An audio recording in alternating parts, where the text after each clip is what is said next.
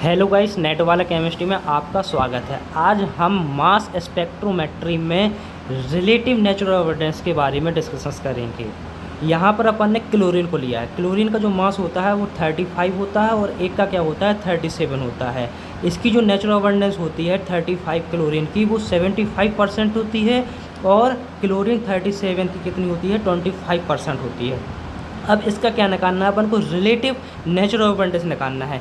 जिसकी परसेंटेज या natural abundance ज़्यादा होगी उससे अपन क्या कर देंगे, डिवाइड कर देंगे, इंटू 100 कर देंगे, तो इसकी जो परसेंटेज निकल आएगी। यहाँ पर क्या है, क्लोरीन 35 की कितनी है 75 है। 75 में अपन 75 का क्या कर देंगे, डिवाइड कर देंगे, इंटू 100 कर देंगे, तो क्या आ जाएगा 75 से 75 कैंसिल हो जाएंगे, तो 100% इसकी क्या आ जाएगी, रिलेटिव इंटेंसिटी मतलब रिलेटिव नेचुरल अबंडेंस आ जाएगी, 100% हो जाएगी। अब यहाँ पर क्लोरीन 37 की देखें तो यहाँ पर 25 है, तो 25 में अपन 75 से डिवाइड करेंगे, इंटू 100 कर देंगे, तो इसकी क्या आ जाएगी 33.3% आ जाएगी, जो कि क्या है 33% है। तो इसकी जो रिलेटिव नेचुरल अबंडेंस हो जाएगी वो कितनी हो जाएगी 33% हो जाएगी। इसकी 100% है क्लोरीन 35 की और क्लोरीन 37 की कितनी है 33% है। तो मतलब ये क्या है 3 टाइम ज़्यादा है, तो मतलब इसका जो रेशियो होगा वो 3:1 होगा, है ना। अब यहाँ पर कार्बन के लिए देखते हैं। कार्बन 12 का जो नेचुरल अबंडेंस होती है वो 98.92% होती है और कार्बन 13 की जो होती है वो 1.08% होती है। अब रिलेटिव नेचुरल अबंडेंस निकालना है, जिसकी नेचुरल अबंडेंस ज़्यादा होगी उससे अपन क्या कर देंगे, डिवाइड कर देंगे, तो 98.92 को अपन 98.92 से डिवाइड कर देंगे इंटू 100, तो मतलब यहाँ पर क्या हो जाएगा 98.92 से 98.92 कैंसिल हो जाएंगी और क्या हो जाएगा ये 100% आ जाएगी। इसकी कार्बन 12 की जो रिलेटिव नेचुरल अबंडेंस है वो 100% है। अब इसको क्या करेंगे अपन 1.08 को 98.92 से डिवाइड कर देंगे, 200 कर देंगे, तो मतलब कार्बन 30 की क्या आ जाएगी रिलेटिव नेचुरल अबंडेंस आ जाएगी। इसकी जो रिलेटिव नेचुरल अबंडेंस है वो क्या है 1.1% है। इस प्रकार से अपन रिलेटिव नेचुरल अबंडेंस निकाल लेते हैं। आगे अपन देखते हैं कुछ रिलेटिव नेचुरल अबंडेंस को अपन को याद रखना ज़रूरी है एग्जाम के लिए। ये क्या है, रिमेंबर, इसको याद रखना बहुत ज़रूरी है। अगर इंटेंसिटी रेशियो निकालना है या नेचुरल अबंडेंस निकालना है तो ये बहुत ही इंपॉर्टेंट है। ये चार्ट इसको याद रखना है। जैसे कार्बन 12 को अपन ने क्या लिखा था 100% थी, कार्बन 13 का कितना था 1.1% था जो अपन ने निकाला है अभी, है ना। हाइड्रोजन का क्या होता है, हाइड्रोजन 1 का क्या 100% होता है, हाइड्रोजन 2 का क्या होता है 0.015% होता है। क्लोरीन का अपन ने मैंने कहा है 35 का 100% होता है रिलेटिव नेचुरल अबंडेंस, और क्लोरीन 37 का 33% होता है जो कि अभी अपन ने निकाला है ना। नाइट्रोजन 14 का 100% होता है, नाइट्रो 15 का 0.37% होता है। ऐसे ही सल्फर का अपन को देखा ना, सल्फर 32 का 100% होता है, सल्फर 33 का 0.8% होता है और सल्फर 34 का 4.4% होता है। सिलिकॉन का 28 का 100% होता है, 29 का 5.1% होता है और सिलिकॉन 30 का क्या होता है 3.4% होता है। ब्रोमीन का अपन निकालेंगे, ब्रोमीन का जो मास होता है वो 79 और 81। 79 का जो रिलेटिव नेचुरल अबंडेंस होती है वो 100% होती है और 81 का क्या होता है 97.5, मतलब ये 100 है, ये 97.5 है, मतलब 1:1 है। इसका जो नेचुरल अबंडेंस की जो डेंसिटी रेशियो होगी वो 1:1 ही रहेगी। इसमें से अपन को क्या करना है, एक तो कार्बन की याद रखना है, दूसरी हाइड्रोजन की याद रखना है, तीसरी क्लोरीन की याद रखना है ना, ब्रोमीन की याद रखना है और सल्फर की याद रखना है। ये मतलब इनको याद रखना बहुत ज़रूरी है। नाइट्रोजन को याद रखो या सिलिकॉन को याद रखो या ना रखो, लेकिन इनको याद रखना बहुत ज़रूरी है। इससे अपन को क्या रहेगा, अपन को इंटेंसिटी रेशियो में निकालने में सहूलियत होगी। अपन आगे मास स्पेक्ट्रोमेट्री का एक चार्ट बनाते, डायग्राम बनाते हैं, जो क्या बनता है एक रिलेटिव इंटेंसिटी और m/z के बीच में अपन डायग्राम बनाते हैं। यहाँ पर अपन ने क्या दिखाया है, यहाँ पर CH4 मतलब कार्बन का दिखा रहा है, carbon 12 carbon 13, carbon 12 carbon 30, carbon 12 की क्या आती है 100% रेसिड आती है, जो कि बेस पीक है, मोलिकुलर आयन पीक कहलाती है। और ये जो होती है ये कार्बन 13 का होता है 1.1%। ये क्या है रिलेटिव नेचुरल अबंडेंस है कार्बन 12 की और कार्बन 30 की। तो यहाँ पर ये कार्बन 12 दिखाएंगे, यहाँ पर कार्बन 30 दिखाएंगे। यहाँ पर क्या जा रहा है, अपन मास यहाँ पर इंक्रीज करता है। ये रिलेटिव इंटेंसिटी होती है, ये 100% है, ये 1.1% होती है। इस प्रकार से अपन दूसरा डायग्राम देखते हैं। यहाँ पर क्या लिया है अपन ने एग्जाम्पल में, एक क्लोरीन, कोई भी कंपाउंड है, क्लोरीन जुड़ा हुआ है वो 35 है ना, और यहाँ पर दूसरा कंपाउंड है यहाँ पर 37 है। तो इसकी जो नेचुरल अबंडेंस होती है वो 100% होती है जो अपन ने पढ़ा है, और 37 की तो 33% होती है। तो इसका जो अपन डायग्राम बनाएंगे रिलेटिव इंटेंसिटी और m/z के बीच में, तो ये क्या है, इसका जो अपना मान के चलो कि यहाँ पर क्या लिखा है अपन ने, क्या है, इसका जो मास है ए का वो 10 है और क्लोरीन का क्या है 35 है। तो 35 और 10 45 हो जाएगा, और ए का अपन ने 10 लिया तो इसका 37 है तो 47 हो जाएगा। तो एक 35 मास हो जाएगा, एक का 47 हो जाएगा। 35 का जो नेचुरल रिलेटिव अबंडेंस है वो 100% होती है, और 47 की क्या है 33% है। ये क्या कहलाती है अपनी, ये जो बेस पीक कहलाती है, मोलिकुलर आयन पीक कहलाती है। Base peak molecular ion peak के सेम भी हो सकती है, और ये क्या है आइसोटोपिक सिग्नल कहलाता है। आगे अपन कुछ हेलोजेंस कंटेनिंग कंपाउंड के बारे में देखते हैं, जैसे ACl, ABr, AF, AI। मतलब ये क्या है हेलोजन कंटेंट कंपाउंड है। इसमें अपन को क्या निकालना है, रिलेटिव नेचुरल अबंडेंस निकालना है। उसका जो अपन आरेख बनाएंगे, रिलेटिव इंटेंसिटी m/z। तो m मतलब Br क्या कहला, Br का जो अपना मास होता है वो 79 और 81 होता है। तो यहाँ पर जो 79 होगा वो 100% होगा, और जो 81 वाला होगा वो क्या होगा, उसकी जो डिस्ट्रीब्यूशन होगी वो m+2 होगी, मतलब 2 से इंक्रीज कर रहा है। तो यहाँ पर Br का देखेंगे तो यहाँ पर आ जाएगा ये m+2 है। Cl का देख रहे हैं अपन, Cl वाली का देख रहे हैं यहाँ पर ACl का, तो Cl वाली का 100% है, और m+2 का क्या है 33% हो जाता है। इस प्रकार से अपन निकालते हैं। ये मतलब दोनों सेम दिख रही हैं। इसका जो रेशियो होता है इसका 100% होता है, इसका 97.8% होता है, मतलब जो 1:1 ही रहता है, इसमें 1:3 रहेगा। तो m इसका 100% का 33% होता है, नेचुरल अबंडेंस होती है ना। अब यहाँ पर फ्लोरीन का देख रहे हैं, ये इसमें से चार्ट बताना है कि ये फ्लोरीन का है कि ये फ्लोरीन का है। तो यहाँ पर AF और AI, तो AF का बताना, ये है AF का कि ये है AF का। तो यहाँ पर अपन क्या कहेंगे, यहाँ पर क्या है रिलेटिव इंटेंसिटी है, यहाँ पर m/z है। तो यहाँ पर क्या होता है, यहाँ पर मास इंक्रीज करता है, तो F का जो मास होता है कम होता है और I का मास होता है ज़्यादा होता है। तो I का जो सिग्नल आएगा वो इस तरफ ही आएगा, और F का सिग्नल आएगा वो इस तरफ ही रहेगा। तो मतलब इसका कम है मास, इसका ज़्यादा है। तो इस प्रकार से ये F का हो जाएगा, ये I का हो जाएगा। इस प्रकार से अपन क्या निकालते हैं, हेलोजन कंटेंट कंपाउंड में अपन डायग्राम को पता लगा सकते हैं कि किसकी इंटेंसिटी कितनी है और नेचुरल अबंडेंस कितनी हो जाती है। अब अपन कुछ कंपाउंड को देखते हैं, कंपाउंड कंटेनिंग जो हेलोजन बेस्ड है, जैसे Cl, Br, I, इस प्रकार से होती हैं। If n is equal to total number of halogen, n is equal to total number of halogen, then number of isotopic signal n।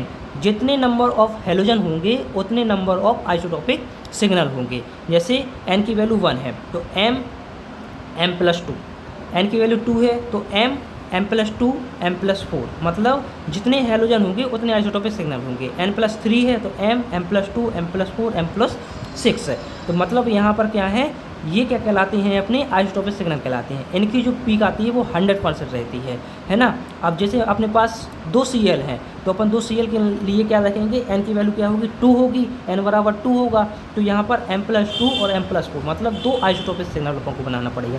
अगर हेलोजन 3 है तो 3 बनाना पड़ेगा, m+2 m+4 और m+6।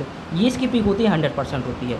अब जैसे यहाँ पर क्लोरीन के बारे में देख रहे हैं, क्लोरीन का क्या है, क्लोरीन क्या होता है, एक तो 35 होता है उसका मास, एक 37 होता है। तो मतलब यहाँ पर क्लोरीन 1 है तो एक आइसोटोपिक सिग्नल बनाएंगे। ये इसकी 100% आती है और इसकी क्या आती है m+2। एक क्लोरीन है तो m+2 रखेंगे। ये 35 है, ये 37 है। अब यहाँ पर अपन ने क्या लिया है, 2 क्लोरीन को लिया है तो 2 आइसोटोपिक सिग्नल होंगे m+2 और m+4। m को तो लिखना ही है, 100% होता है। ये Cl है 35 है, 2 लिए हैं Cl 35 हो गए है ना। अब m+2 इसको 37 कर दिया मतलब m+2 हो गया, इसको 35 ही रखा अपन ने क्योंकि एक को बढ़ाएंगे अपन है ना। यहाँ पर अगर दोनों को कर देंगे तो m+4 हो जाएगा है ना। यहाँ पर जैसे m+4 है तो इसको भी बढ़ा दिया अपन ने, 35 से 37 कर दिया, इसको भी 35 से 37 कर दिया। तो ये क्या हो जाएगा, मतलब दो इसकी बड़ी और 2 इसकी बड़ी, मतलब m+4। ये आइसोटोपिक सिग्नल इस प्रकार से बढ़ते हैं। आगे अपन देखते हैं जैसे अपने के पास क्या है, 3 VR हैं, 3 VR हैं तो 3 आइसोटोपिक सिग्नल होगी। ये तो 100% है। M+2, M+4, M+6 है। यहाँ पर VR जो क्या होता है, इसका जो मास होता है 79 होता है। 3 VR है, सभी का 79 होगा। यहाँ पर M+2, इसको एक को बढ़ा दिया, 2 को सेम रखा। यहाँ पर 2 को बढ़ा देंगे, 1 को सेम रखेंगे। यहाँ पर तीनों को बढ़ा देंगे। तो इस प्रकार से अपन निकालते हैं। जितने नंबर ऑफ हेलोजन होंगे उतने नंबर ऑफ अपने क्या होंगे, आइसोटोपिक सिग्नल होंगे। अब अपन इंटेंसिटी रेशियो को निकालना सीखते हैं। केस 1, इफ़ ओनली 1 Cl है इज प्रेजेंट, अगर एक Cl प्रेजेंट है तो आइसोटोपिक सिग्नल तो पता है कि एक ही आना है, एक Cl है तो एक आइसोटोपिक सिग्नल होगा। तो M लिखेंगे, M+2 रखेंगे। यहाँ पर Cl क्या होता है, 35 होता है, इसका 37 हो जाता है। अपन ने जो रिलेटिव इंटेंसिटी और M/Z बनाया था तो जो Cl का था वो क्या था, 3:1 में था, है ना।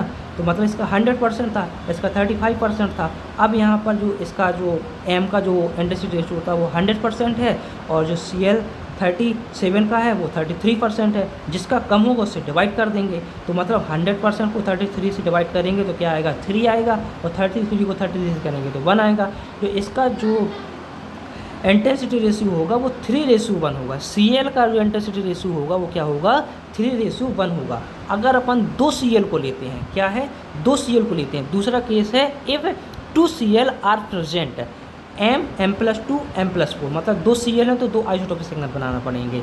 तो 2 Cl 35, Cl 35। अब यहाँ पर क्या है, इंटेंसिटी रेशियो निकालती है। इंटेंसिटी किस प्रकार से निकालती है वो आपको हम समझा रहे हैं। Cl 35, Cl 35। अब M+2 क्या है, यहाँ पर या तो इसको 37 कर सकते हैं, इसको 35 रखेंगे, या इसको 35 रखेंगे, इसको 37 रख सकते हैं। इस प्रकार से बना सकते हैं। ये 2 प्रकार, ये एक प्रकार के आइसोमर हैं, इनको आइसोमर बनाना पड़ेगा। इसको बढ़ाएंगे, इसको नहीं बढ़ाएंगे। अब इसको नहीं बढ़ाएंगे तो इसको बढ़ा देंगे। तो मतलब इस प्रकार से लगा सकते हैं। इसको मतलब इसको भी बढ़ा दिया, इसको भी बढ़ा दिया, तो मतलब एक आइसोटोप मतलब आइसोमर, इसके 2 आइसोमर बन गए। तो यहाँ पर अपन क्या करेंगे, 35 और 35। यहाँ पर याद रखना है अपन को, Cl 35 और Cl 37 का जो रेशियो होता है वो 3:1 होता है। तो मतलब ये 35 है, ये 35 है। तो 35 का क्या होता है, नेचुरल अवेयरनेस 3 होती है, इंटू 3 करना, इस 35 का 3 करना, मतलब 35 का 3 और 35 का 3। तो इसको क्या मल्टीप्लाई कर देते हैं, है ना। अब इसका क्या है, 37 का 1 है तो 1 लिख दिया, 35 का कितना है, 3 है तो 1 इंटू 3। अब जो बीच में प्लस लगाते हैं, इनको ऐड करते हैं। इसका क्या है, 35 का 3 होता है, 37 का 1 होता है रेशियो। तो इस प्रकार से लिख दिया। अब यहाँ पर 37 का क्या होता है, 1 होता है, 37 का होता है 1 होता है। 3 इंटू 3 9 हो जाएगा, रेशियो लगा है। अब ये क्या है, 3 + 3 मतलब 6 हो गया, रेशियो 1 इंटू 1 मतलब 1 हो गया। तो 9:6:1 मतलब अगर 2 Cl प्रेजेंट होंगे तो इसका जो इंटेंसिटी रेशियो निकलेगा वो 9:6:1 निकलेगा। अपन को यहाँ पर एक कंपाउंड दिया गया है CH2Cl2। अब इसमें अपन को कार्बन आइटोन से कोई मतलब नहीं है, अपन को इंटेंसिटी रेशियो निकालना है तो ओनली हेलोजन देखेंगे। हेलोजन यहाँ पर क्या है, 2 है, तो 2 हेलोजन है तो यहाँ पर क्या बनेंगे, 2 आइसोटोप सिग्नल बनेंगे। जैसे अपन ने बनाया है इस प्रकार से इसकी इंटेंसिटी निकालेंगे, 2 हेलोजन की इस प्रकार से इंटेंसिटी निकलेगी। अब यहाँ पर क्या करेंगे, M का क्या है, 100% था, M का 100% था, तो यहाँ M का क्या है, 100% था, मतलब इसकी जो रेशियो निकली थी 9 लिख रही थी। M+1 की, M+2 की कितनी निकली थी, अपनी 6 निकली थी, तो 6 लिख दिया। और M+4 की क्या निकली थी, 1, तो यहाँ पर 1, 9:6:1। तो M+2 M+4 इस प्रकार से निकालती है। ये रिलेटिव इंटेंसिटी है, ये M/Z होता है, ये मास मतलब इंक्रीज करता है। तो यहाँ पर जो होगा अपन Cl का निकालेंगे तो 9:6:1। इसका जो आंसर है, ये ऑप्शन है, इसका जो आंसर आएगा वो 9:6:1 आएगा, मतलब 2 Cl है। यहाँ पर 2 Cl अपन दिखाए थे तो यहाँ पर 2 Cl अपन को दिख रहे हैं, तो इसका आंसर ये हो जाएगा। आगे अपन देखते हैं case number 3। If 3 Cl are present, M है, मतलब 3 Cl हैं तो 3 आइसोटोप सिग्नल बनेंगे। M तो 100% होता है, M+2 M+4 M+6 है, ये क्या कहलाते हैं, अपने आइसोटोपिक सिग्नल कहलाते हैं। 35 का 3 होता है, 35 का 3 होता है, 35 का 3 होता है, मतलब 35 और 37 मतलब 3:1 में होता है। तो 3 इंटू 3 लिखेंगे, एक को बढ़ा देंगे, 2 को सेम रखेंगे। है ना, इसको सेम रखा, इसको सेम रखा, बीच वाले को बढ़ा दिया, ऊपर दोनों को सेम रखा, नीचे वाले को बढ़ा दिया। तो इसको अपन इस प्रकार से 37 का 1 होता है इंटू 35 का 3 होता है इनको, और इसका 35 का क्या होगा 3 होगा। अब 35 का 3 होता है, 37 का क्या होता है 1 होता है, 35 का 3 होता है। इस प्रकार से अपन इसको मल्टीप्लाई करेंगे, बीच में ऐड कर देंगे। तो इसी प्रकार इसको n+4 है तो इसको मतलब 35 मतलब इसमें 2 को बढ़ा देंगे, 37 35 ये 2 को बढ़ा देंगे, इस प्रकार 2 को बढ़ाएंगे, इसमें भी 2 को बढ़ाएंगे। तो इस प्रकार से इसकी इंटेंसिटी रेशियो निकाल लेंगे। इसको अपन 37 मतलब इसमें मतलब m+6 है तो तीनों को बढ़ा देंगे, तो 1:1:1 37 क्या होता है 1 होता है। अब इसको मल्टीप्लाई कर देंगे, 3 इंटू 3 को तो 27 होता है, इसको निकालेंगे तो 27 आएगा, इसका 9 आएगा, 101 आएगा। तो इसकी जो अपन रिलेटिव इंटेंसिटी और m/z के बीच में जो ग्राफ बनाएंगे वो m+2 m+4 m+6, ये क्या आया 37 आया, इसका भी 37 होता है, सेम है, सेम लाइन देखने को मिल रही है। इसका क्या है 9 है, इसका क्या है 1 है, ये क्या है आइसोटोपिक सिग्नल कहलाती है। अब जो 4 केस है इसमें एक BR है, मतलब m एक आइसोटोपिक सिग्नल होगा, आइसोटोपिक सिग्नल 1 होगा तो m+2 रखेंगे। BR क्या है 79 होता है, इसको 70 मतलब 81 कर देंगे, m+2 है तो 81 कर देंगे। इसका क्या आता है 100% आता है, इसका क्या आता है 79.2% आता है। अब इसको मल्टीप्लाई कर देंगे, मतलब इसका जो रेशियो निकलेगा BR वाले का जो रेशियो निकलेगा वो 1:1 आता है।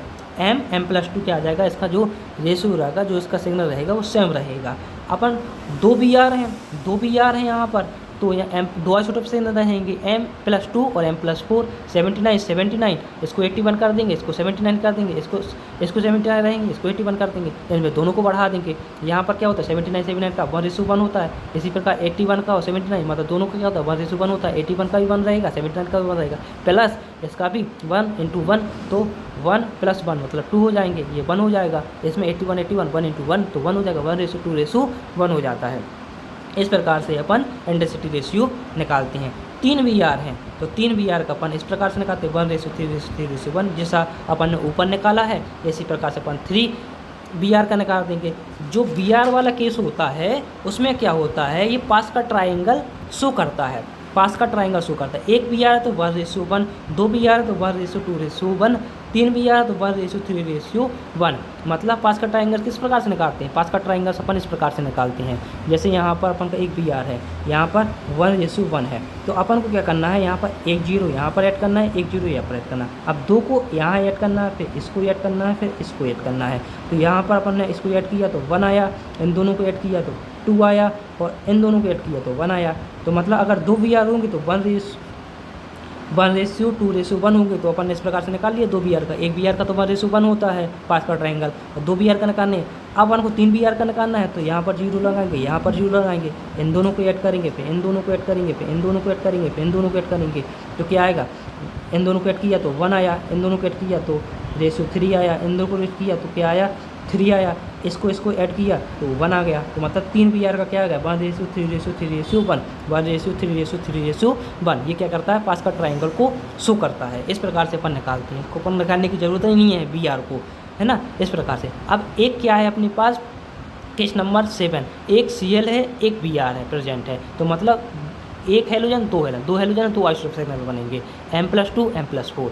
तो CS 35 BR 79। अब इसको बढ़ा देंगे 37 कर दिया, इसको 79 रखा, इसको 35 कर दिया, इसको 81 कर दिया, इसको बढ़ा दिया, तो इसका क्या होता है 1 होता है। मतलब अपन ने CL को पढ़ा था, मतलब 35 और 37 3:1 में होता है, तो इसका 1 × इसका तो 1 होता ही है, 35 का 3 होता है, और BR वाले का 81 का 1 होता है, तो 1 + 3 मतलब 4 हो जाएगा। यहाँ पर क्या है अपना 35 का 3 होता है और 79 का 1 होता है, तो 3:4। तो यहाँ पर 37 CL और 81 CL, इसका 1 होता है, इसका 1 होता है, 1 × 1 मतलब 1 होता है, तो 3:4:1। इस प्रकार से अपन इसका इंटेंसिटी रेशियो निकाल लेते हैं। अपन ने हेलोजन कंपाउंड का इंटेंसिटी रेशियो निकालना सीखा है, मतलब जितने नंबर ऑफ हेलोजन होंगे उतने आइसोटोपिक सिग्नल बनेंगे। इस प्रकार से अपन निकालते हैं। एग्जाम में बहुत मोस्ट है मास स्पेक्ट्रोमेट्री का जो हेलोजन जो इंटेंसिटी निकालना होता है, वो हमेशा क्या होता है इंटेंसिटी रेशियो ही पूछता है एग्जाम में, तो इसको सीख लेना, अगर आएगा तो बन जाएगा। Thank you, happy learning guys.